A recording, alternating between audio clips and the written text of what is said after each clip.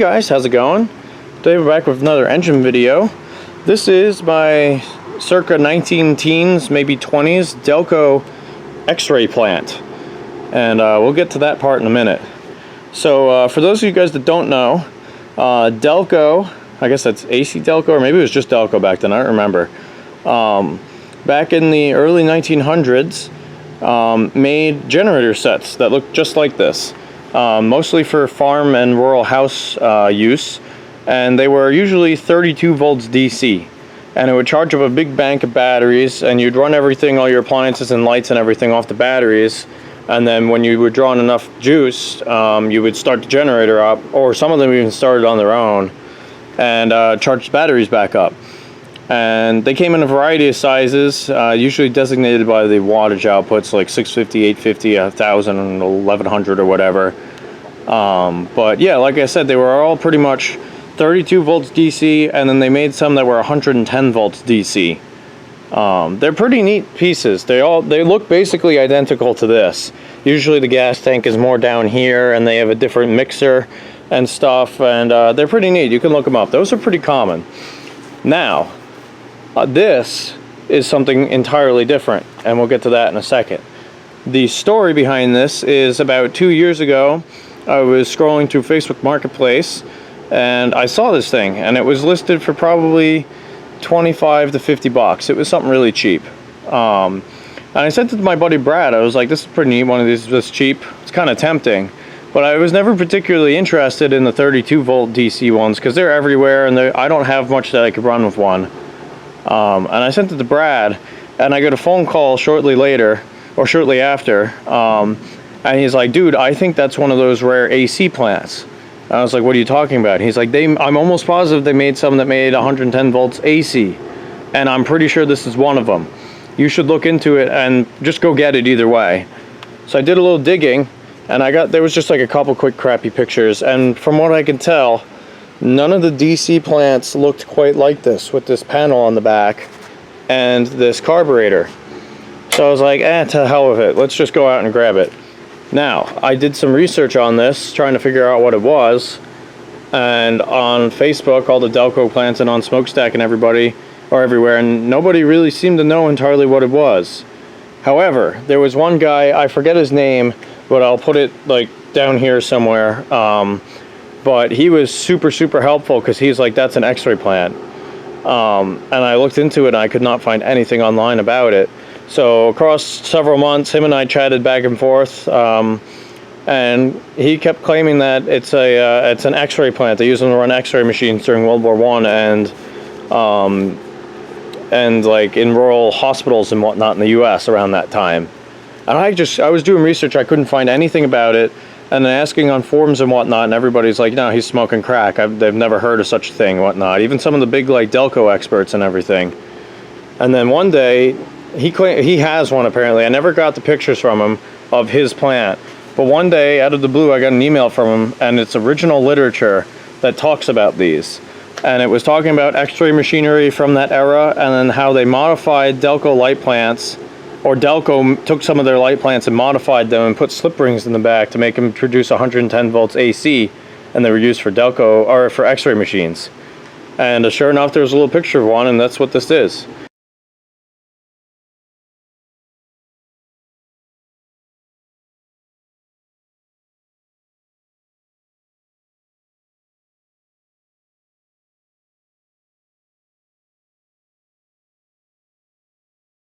So I'm pretty confident now in saying that it's a Delco X-ray plant, but even if that's not its official name, it is an 110 volt AC Delco generator set, which is really neat. And it's a pretty cool piece of history, and just something really unique that you don't see every day. So I got this back home. It sat in the corner of the garage for a while, and then gradually I started working on it. Ended up tearing the entire engine completely apart, because it turned over, but it didn't turn over well, and it had some issues. So ripped the whole thing apart. I'll probably put some pictures in here while I'm speaking. Pulled the piston out, cleaned up the rod, cleaned up the connecting, or the crank, and cleaned out all the sludge in the bottom. Did a valve job and everything. Checked the valve, or the piston ring gap and everything seems pretty okay. I did a little bit of reshimming on the big end of the rod because that was a little bit sloppy. Unfortunately, you can't get too many parts for these, so I was just kind of working with what I had, and I got that tightened up a bit. Then I took the generator end completely apart because it had been made into a mouse apartment complex at one point. So cleaned that all out. It's a big 4-pole generator, and then there's a commutator and 2 slip rings. So this thing actually does make DC voltage too. I've measured it when it's running. It makes about 110 volts DC also. But I was told by, again, I forget his name, but the guy that owns one, that it should be 32 volts DC, and without the load of the batteries or anything on it, it will climb that high, and that's why it does that. So at some point I'll have to get some batteries on it to charge, or a DC load, and see what it actually puts out. But I did all that, cleaned it all up. In the process, unfortunately, yes, I'm missing the little cover that would have gone here. The way that this seals with the head and the cylinder is kind of weird. The cylinder comes up and it fits into the head, and I don't even know if there's a head gasket. If there is, it's like a thin copper ring, but there's a space between the flange where the head bolts go into that you can see here.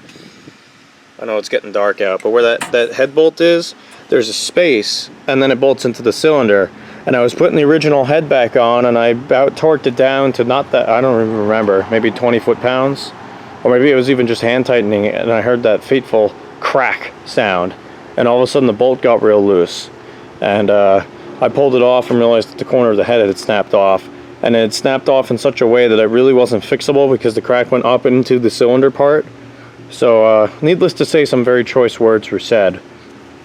So I got kind of pissed off, and it sat for a while, and I was like, oh crap, I'm gonna have to get a new head. I don't even know where I'm gonna find one. And then I remembered that several years prior there was a guy in the Long Island Antique Power Association who had a couple of the DC plants. So I messaged him and I was like, yo, do you still have these? And he's like, yeah. So I drove out to the Hamptons and took a look at them. They had been sitting forever in the back of the barn or whatever, and picked out one of the better of the two. And I took it home and used the head and a couple other parts I needed. And then Brad ended up taking the rest because he's got the DC version, so he used that for parts. Got the hand crank and everything. And then without the generator head on it, I actually got the thing running, which was pretty cool. Might insert that clip here actually. Now the thing is, I was always told with DC plants that you can't run the generator just off like a battery and coil, because the original ignition coil is part of what governed the speed, and you could cook the generator end that way. So this thing sat around completed for a while, and I was scared to run it because I didn't have the battery banks. But after doing some digging and talking to the guy that owns one and thinking about it, with this one being a 110 volt AC, it's got a carburetor on it rather than just a mixer. So there's a throttle shaft. So this is really what governs the speed. And if I don't connect batteries to it, it's not going to overcharge them. But being 110 volts AC, it should just generate. So one night I got real brave and just connected it all up with a battery and a car coil, because I could never get the original ignition coil to work, sadly. I think there's either something wrong with what's ever in this box or the coil itself. But I fired it up, and sure enough, off it went, and it was making AC voltage. So after that, once nothing, exploded, then I got real confident. And I really just this last week went ahead and built the cart. This is made out of just regular fir 4x4s that I put some polyurethane on. My dad and I made this in the wood shop. Went ahead and notched these out, and then this is more 4x4 that's got like a shelf thing on it, so there's, you can see it's cut through here, and then they fit together real nice.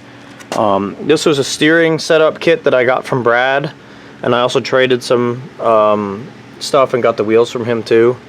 Did all the, I guess, quote-unquote machine work to put this together, because these were just rough cast. And we got a real nice cart together for this, and I'm very happy with how it came out. All I have left to do is make a handle so I can really steer it better. But yeah, the thing runs great. Now it's on a cart, and I went ahead and wired up an outlet here. You can see this is just your main knife switch here. And then these are your terminals. So I went ahead and got some vintage wire, which is actually, this is the wire that, it had like a BX cable off of it with an outlet that was hanging off of it. So I tore the BX apart and got the original cloth covered wire out of it, ran that down the side, and I put a couple knob and tube things here, and now we've got like an old looking electrical setup on there into a vintage metal box with a metal cover and a little 2-prong vintage outlet, and I just think it looks really slick. So the one weird thing with this, sorry, I know this is a lot of talking, we'll get to the demo in a minute, but the one weird thing with this is because it's this old, the way they made this, it's a 4-pole generator, but the engine tops out at probably 1,000 RPM, if that. So that doesn't equal 60 hertz. That really equals about 30 to 35 hertz. So unfortunately, you can't run modern motors and stuff with this because modern motors are designed for 110 volts AC at 60 cycles. However, back in the day, they had different standards, especially for something odd like an X-ray machine. What you can run is light bulbs and universal motors. So my plan someday, when I get there, maybe next year at this point, I'm going to build a big separate display with a whole ton of knob and tube electrical in it, and old push button switches and outlets and light sockets, and have a display kind of like that guy at Coolstream with the Kohler generator, just on a smaller scale. But for now, at least we've got a little bit of knob and tube there, and for this year's shows, I'm just going to build a little platform with some light bulbs. But yeah, that's a bit of the history and the story behind this. So now we can finally take a look at the engine itself. You can see it's got this cool badge on the back. It says it's the Domestic Engineering Company. So I don't know if that's the same as Domestic that made hit and miss engines or not. But cool original decal. This here is a transformer that goes from 110 volts to 6 volts AC. As you can see there, it's stamped into there. And these wires run through and would have powered the original ignition coil, which, like I said, something is wrong with either of those two parts. This is the original start and stop buttons. I guess this would charge 32 volts DC, so you'd have it on batteries, so you'd have electric start. I did try that. Granted, my batteries weren't great. It would try and turn over, but it didn't really have the juice to fully turn over. And also, I obviously wasn't tapping into the right spots to get these switches to work, so I just kind of abandoned that idea. Because I'm running this off a car coil and I have the crank, I usually just crank start it and off it goes. This here is your typical little points cover, which is kind of neat that it's on the side and that easy to access. And what I did was, these were some wires that were on it, but original old looking cloth wires. I ran them down the side, and then what I did was I tucked the car coil down underneath there so it's hidden from sight. And unless you're really looking for it, you won't really see it. And I have the 2 wires running out the side here, which you connect to the battery. Now at some point, what I'd like to do is get another little knob and tube thing, clamp these to the inside, and then I'm either going to put 2 bolts out the back that you connect the battery to, or some sort of old plug or something, just so they're not just like hanging out the side, but haven't gotten there yet. But either way, I think it looks pretty clean with the wires running up the side like this. This is actually an old spark plug wire off the 36 Ford over there, funnily enough. Now, another key difference with this plant compared to the regular light plants is this carburetor. Most of the light plants just had a little mixer off the side. The gas tank sat low and you suction to pull it through. I've seen a couple different variations in most of them, but the important thing is most of those don't have an actual throttle shaft, to my knowledge. Now, right here, there would have been a little solenoid that acted as the original governor. Now, unfortunately, at some point that seems to have gotten broken off and was lost. But what I've done is I've used the idle screw and I've set it to a point where it makes 110 volts AC, and it just kind of sits there, and I'll adjust it manually to the load. Eventually I plan on building a governor, but just haven't gotten there yet. Redid the fuel plumbing and the valve, obviously. They're overhead valve engines. They're actually strokers too, which is kind of neat. I want to say the piston is like 2 3/4 inch bore, but it's like a 4 1/4 inch stroke. So the connecting rod is like super long. It's pretty cool. The actual engine itself is a separate casting inside of this big shell that goes around everything, and they're air cooled. It's kind of like a Franklin car, where the flywheel's got a bunch of fins in it, and it sucks the air down over the valves and around the engine and out the front. Also pulls the air through the generator head too, because there's vents on the back, and it will pull the air all the way through. Now I have a nice muffler that fits better on here and makes it really quiet. You can just barely hear it running. But as of right now, that's on my K-Delite generator set over there. So until I get a better muffler for that, I've just got this random junk one on here that's lying around. But that will get swapped out at some point eventually. Let's see, what else is kind of unique about this? Gas tank's kind of cool. You flip this open, there's actually a screen in there to filter whatever stuff's in the gas that you put in there out of it. It's your oil fill and oil drain over here, and there's a little cork float that floats in the crankcase, and that is what runs this oil gauge. Sorry, I know it's getting dark out, but you can see there's a line here that says full, there's one in the middle, and empty, and it's even labeled oil gauge on the side, which I just think that kind of stuff is neat. Some real old engineering there. And even this, it's got a crankcase breather, and it comes out the side and it goes right into the carb. So that's pretty ahead of its time. Not entirely sure what the deal is with this thumb screw on here. That dumps right into the carb. I don't know if you would feed it gas and then you'd run it on kerosene or what, but not entirely sure. There's also a little check valve in there, so it's kind of an odd carburetor. You've also got this little button, which I guess is to tickle it, push down on float maybe. Not entirely sure on that, but yeah, I think that's about it for the generator itself. So what I'm going to go ahead and do now is throw you guys on the tripod, and let's fire this thing up. Alright, got you guys set up on the tripod here. I ran this earlier, but it's been a while, so it's completely cold. Gas is on. I'm going to go ahead and connect the battery. Got our crank here. The one thing I have noticed, which I'm not entirely sure how to fix just yet, I might maybe with the point gap, but the timing is a touch advanced, so it does kind of like to kick back on you a little bit, but I've gotten good at just trying to push it through and then letting the flywheel carry it through. Sometimes it will get through once and then fire early and kick back, but usually if you choke it, it will load up and then it will kind of fire more gently and then it will go through, but let's see what happens. Either way, always hold it with your thumb down, not around, so that way if it does kick back, it won't break your thumb or your wrist, or will be less likely to at least.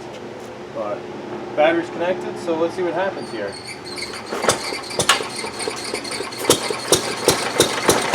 There you go. As you can see, we're making electricity.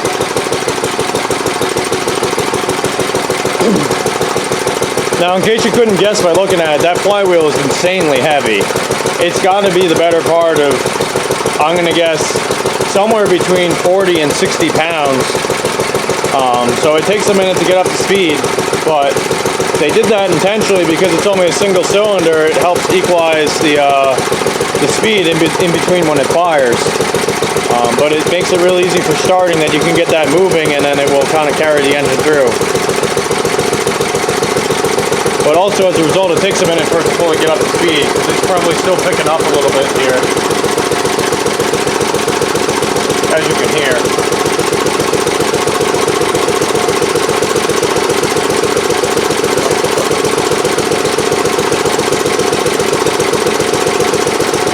Yeah, pop you guys off the tripod here, and let's take a closer look.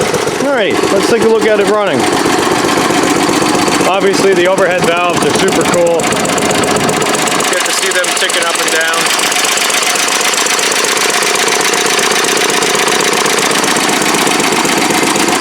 The generator end squeals a little bit. I might have to take that apart and clean up the brushes a little bit. I mean, I did it once, but I don't remember if I sanded the brushes themselves completely or not. That might just need to seat in a bit. But also, I've seen YouTube videos of these things and they all kind of do that, so maybe that's how it's supposed to be, not entirely sure.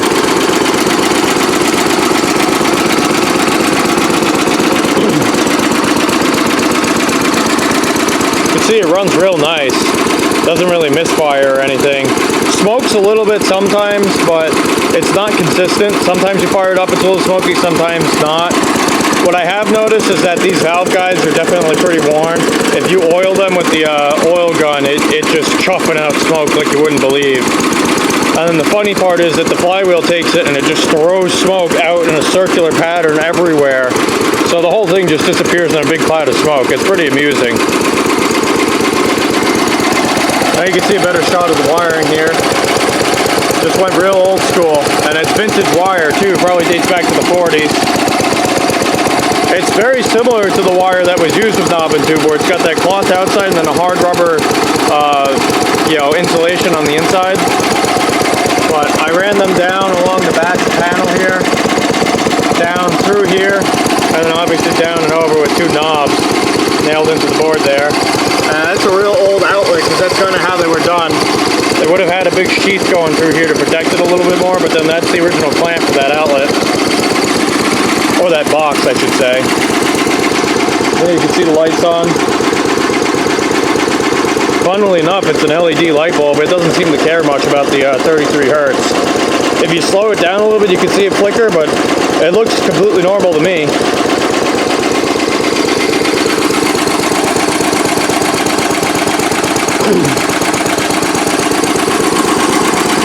The funny thing is, all this is live electric, so you gotta be really careful not to touch those contacts. But you can see that's the main knife switch there. Pull that, and all the current's killed. Very carefully put that back. Got electricity yet. You can open this cover. You can see the points opening and closing.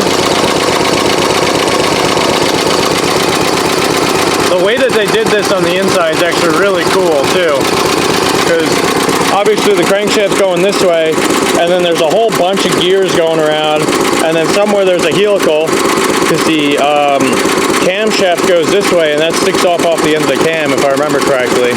But they've even got some balance gears down on the bottom to kind of equal everything out. It's pretty neat. The engineering behind this thing is pretty incredible. This is some sort of original fuel filter or sediment catch, I believe. I redid the copper plumbing, put a little fuel valve in there. This is your choke here, spring loaded as you saw.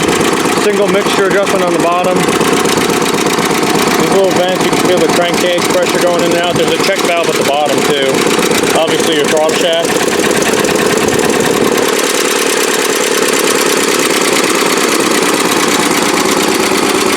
The nice thing about these two is they're really quiet, especially with that other muffler on it. It just sits there and just chop, chop, chop, chop, chop along.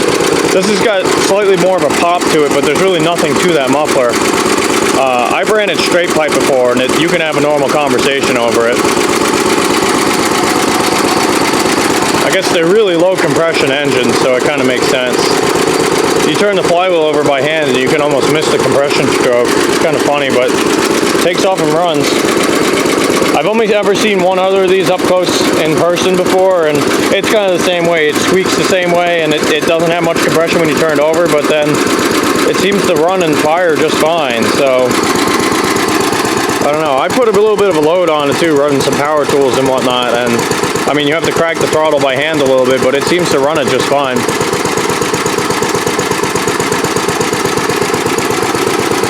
But yeah, it's neat. Like I said earlier, the 32 volt DC ones are fairly common, but you don't see them at shows that much. Not too many people have them running or doing displays and whatnot. So I think this will be a really neat piece to run at the shows with some light bulbs and eventually with that knob and tube display.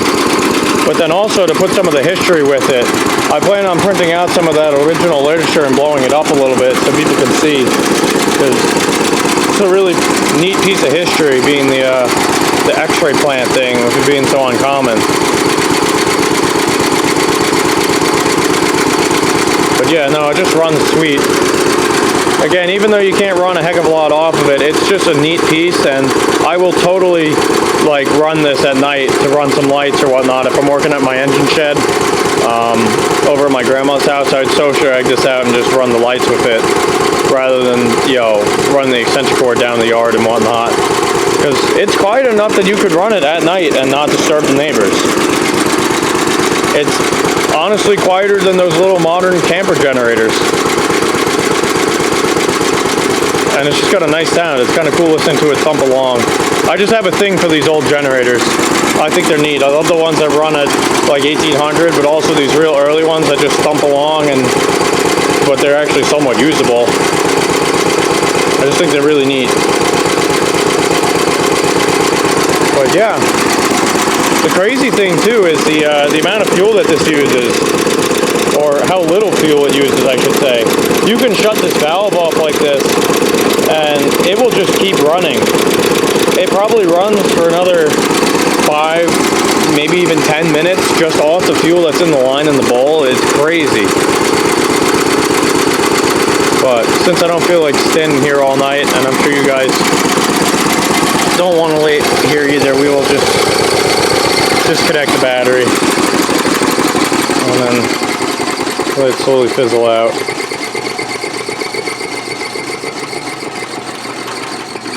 You get a real idea of how heavy that flywheel is by how long it still turns. Again, this thing's probably only turning 1,000 RPM, if that.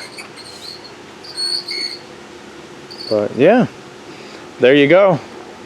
So I think that's just about all for this. If anybody else has any information on this particular unit or has one of these, please let me know.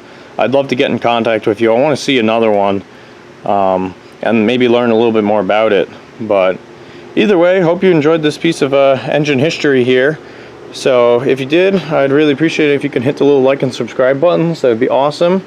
By all means, leave a comment if you have one. I'll see you guys in the next one. Bye.